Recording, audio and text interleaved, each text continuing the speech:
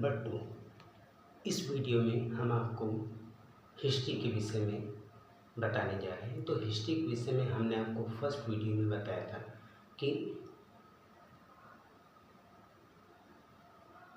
इसमें first video में हमने आपको हिस्ट्री के डिवीज़न बताए थे, जिसमें हमने आपको बताया था प्रागैतिहासिक काल, आदि ऐतिहासिक काल, ऐतिहासिक काल, जिसमें ऐतिहासिक काल में हमने आपको डिवीज़न बताया था ancient history, medieval history, modern history, Nehru period and world history. अब इसके आगे हम आपको बताने जा रहे हैं कि इसको आगे किस तरीके से प्रागैतिहासिक काल को डिफाइन किया गया है। तो इसमें हम सबसे पहले आपको ये बता रहे हैं कि अतीत का जो अध्ययन है इसको इतिहास कहा जाता है। इतिहास का जनक इसको कहते हैं, हेरोडोटस को कहते हैं। मानव जाति का पालना अफ्रीका महादेश को कहा जाता है, और जबकि सभ्यता का पालना जो है इसको एशिया महादेश को कहा गया है। इतिहास को 3 खंडों में बांटते हैं। ये हमने आपको पहले ही बताया था कि इतिहास को किस तरीके से डिवाइड किया गया है। तो इसमें जो नंबर 1 पे है वो है प्रागैतिहासिक काल। इसमें ये बताया गया है कि इतिहास का वह समय जिसमें मनुष्य लिखना पढ़ना बिल्कुल नहीं जानता था, उसकी जानकारी हम लोगों के केवल पुरातात्विक साक्ष्य से हुई है। तो इसको हम लोग पाषाण काल के अंतर्गत रखते हैं। पाषाण काल के अंतर्गत रखते हैं तो इसमें क्या है कि पाषाण काल के अंतर्गत क्यों रखते हैं, क्योंकि इस समय मनुष्य जो है पत्थर के औजार एज ए हथियार के रूप में यूज़ करता था, इसलिए इसको हम लोग पाषाण काल कहते हैं। भारत में सर्वप्रथम 1863 में रॉबर्ट ब्रूस फुट ने इस सभ्यता की खोज की थी। भारतीय पुरातत्व का पिता अलेक्जेंडर कनिंघम जी हैं। भारत के पुरातात्विक संग्रहालय इंदिरा गांधी मानव संग्रहालय, जो कि संस्कृति मंत्रालय के अधीन है, और इसमें देखिए मिलने वाले धातु के आधार पर जो नामकरण किए गए हैं तो क्रिश्चियन थॉमस ने इसका नामकरण किया है, और लिखावट के आधार पर जो नामकरण किया है वो जॉन ब्रूस ने किया है। पाषाण काल को 4 पार्ट में डिवाइड किए गए हैं। कौन कौन से? नंबर 1 पे पूरा पाषाण काल, नंबर 2 पे मध्य पाषाण काल, नंबर 3 पे नवपाषाण काल, नंबर 4 पे ताम्र पाषाण काल। इसका टाइम ड्यूरेशन सुनिए। पूरा पाषाण काल का जो टाइम ड्यूरेशन रखा गया है वो रखा गया है 20 लाख ईसा वर्ष पूर्व से लेकर के 12,000 ईसा वर्ष पूर्व तक। इसमें जो पूरा पाषाण काल है जिसका ये टाइम ड्यूरेशन रखा हुआ है, इसमें मेन बात ये बताई गई है कि शुरू में मनुष्य जो है वो पत्थर के औजार यूज़ करते थे अपनी सेफ्टी के लिए प्लस शिकार के लिए। सेकंड नंबर पे इसमें ये बताया गया है कि इस समय जो सबसे महत्वपूर्ण उपलब्धि थी वो थी आग की खोज। और तीसरी बात इसमें ये बताई गई है कि ये लोग चित्रकारी करते थे। इसका प्रमाण हमको एमपी में भीमबेटका की गुफा है रायसेन अब्दुल्लागंज में, वहाँ से प्राप्त हुआ कि ये लोग चित्रकारी करना सीख गए थे। और सेकंड नंबर फिर आपका नेक्स्ट आपका आ जाता है, ये हमने आपको बताया पूरा पाषाण काल। सेकंड नंबर पे आ जाता है मध्य पाषाण काल। तो मध्य पाषाण काल में क्या है कि इनकी जो सबसे बड़ी उपलब्धि थी वो थी अंत्येष्टि कार्यक्रम,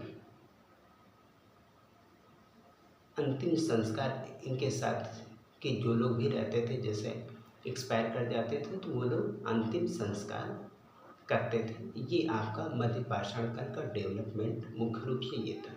दूसरी चीज़ ये थी कि शुरू में जो ये लोग पत्थर के औजार यूज़ करते थे, जो बड़े बड़े पत्थर के औजार यूज़ करते थे उसको ये लोग छोटे पत्थर के औजार यूज़ करने लगे, इसलिए इसको माइक्रोलिथ कहा गया। और फिर आपका आ जाता है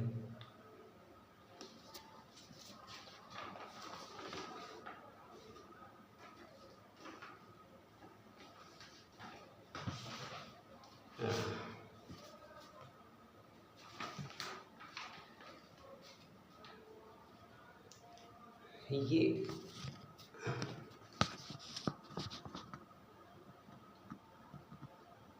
इसमें आपको ये बताना था कि ये कैसे प्रूफ होगा, ये कैसे प्रूफ होगा कि ये लोग अंतिम संस्कार करते थे या नहीं करते थे। इसके विषय में ये उत्तर प्रदेश के प्रतापगढ़ जिले में सराय नाहर तथा महदहा नामक स्थान से मानव के अस्थि पंजर का अवशेष प्राप्त हुआ है। इसी से इस बात का अनुमान लगाया जा रहा है कि मध्य पाषाण काल में अंतिम संस्कार कार्यक्रम शुरू हो गया था।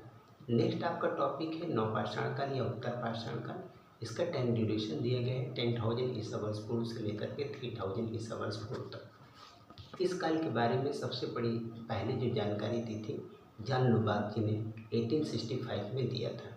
इसमें जो मेन बात थी वो ये थी कि मनुष्य ने खेती करना शुरू कर दिया था, पशुपालन शुरू कर दिया था। इनका पहला जो पालतू पशु था वो कुत्ता था, और चूँकि इन्होंने खेती करना शुरू कर दिया था इसलिए ये लोग अपना निजी आवास बना करके रहते थे। जो इनका आवास बनता था वो कच्ची ईंटों का बना हुआ था, और इन्होंने पहिए का आविष्कार कर लिया था नवपाषाण काल में, और मनके का आविष्कार कर लिया था। एक कर्नाटक के मैसूर के पास संगनकल्लू नामक नवपाषाण कालीन पुरा स्थल से राख के टीले प्राप्त हुए, और पशुपालन का जो इन्हें साक्ष्य मिला है वो आजमगढ़ एमपी तथा बागौर के राजस्थान से पशुपालन का साक्ष्य मिला है।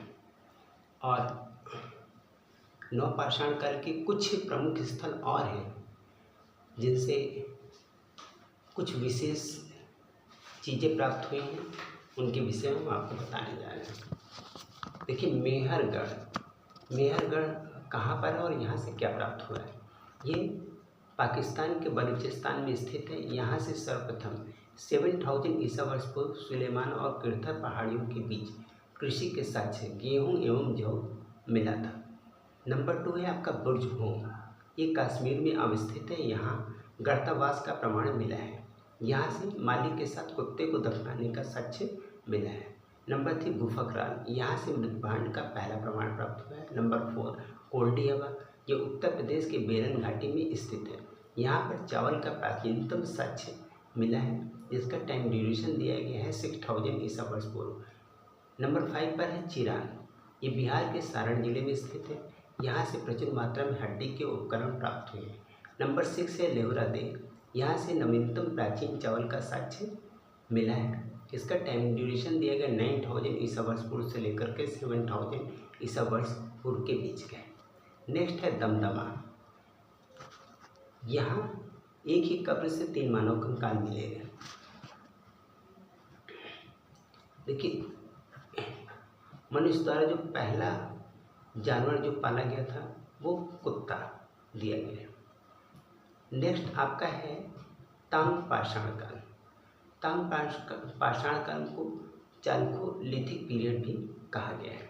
इसमें ये बताया गया है कि ये पाषाण काल का अंतिम समय था और इस समय तांबे की खोज हो गई थी। तांबे की खोज होने से औद्योगिकरण तेज हो गया था, या ये कहिए कि शुरू हुआ था, उसके बाद उसमें तेजी आ गई थी। और ये डेवलपमेंट धीरे धीरे बढ़ते बढ़ते आगे हम लोग की जो सभ्यता एक ग्रामीण सभ्यता के रूप में थी शुरू में, ये एक शहरी सभ्यता के रूप में आ गई थी, जिसको आगे हम लोग सिंधु घाटी सभ्यता के नाम से जानते हैं। नौदा टोली मध्य प्रदेश का एक महत्वपूर्ण ताम्र पाषाणिक पुरा स्थल है, जिसका उत्खनन HD संकालीय ने कराया था। तो ये हमने आपको प्रागैतिहासिक काल के विषय में बताया। तो प्रागैतिहासिक काल के विषय में हमने आपको क्या क्या बताया। प्रागैतिहासिक काल के विषय में हमने आपको ये बताया कि इसको हम लोग पाषाण काल कहते हैं। पाषाण काल क्यों कहते हैं ये भी हमने आपको बताया। और पाषाण काल के 4 डिवीज़न बनाए गए। इसमें नंबर 1 पे पूरा पाषाण काल, नंबर 2 पर मध्य पाषाण काल, नंबर 3 पर नवपाषाण काल और नंबर 4 पे ताम्र पाषाण काल। तो इसमें ताम्र पाषाण काल में ये हमने आपको बताया कि जब तांबे की खोज हो गई तो औद्योगिकरण शुरू हो गया और डेवलपमेंट धीरे धीरे बढ़ते बढ़ते हम लोग एक शहरी सभ्यता के रूप में आ चुके थे, जो कि बाद में सिंधु घाटी सभ्यता के विषय में हम आपको डिटेल में पढ़ाएंगे।